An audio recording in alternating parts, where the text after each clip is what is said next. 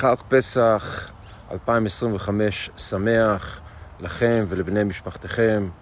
זו ההזדמנות שלנו להתכנס עם המשפחה המצומצמת והמורחבת, לקרוא את ההגדה, להיות ביחד, לאכול את כל המטעמים שכל אחד הכין לחג הזה.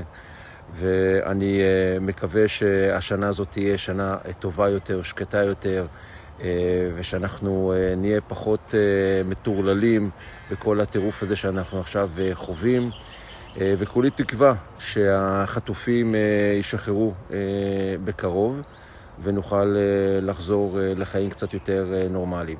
תודה רבה לקהל הלקוחות שלי שמלווה אותי שנים ארוכות, וגם תודה רבה לאותם לקוחות חדשים שהצטרפו אליי בשנה האחרונה והחל מתחילת השנה.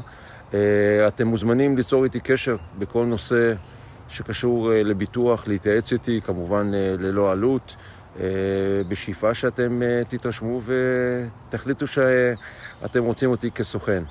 אז שוב, תודה רבה, חג שמח לכם ולבני המשפחה.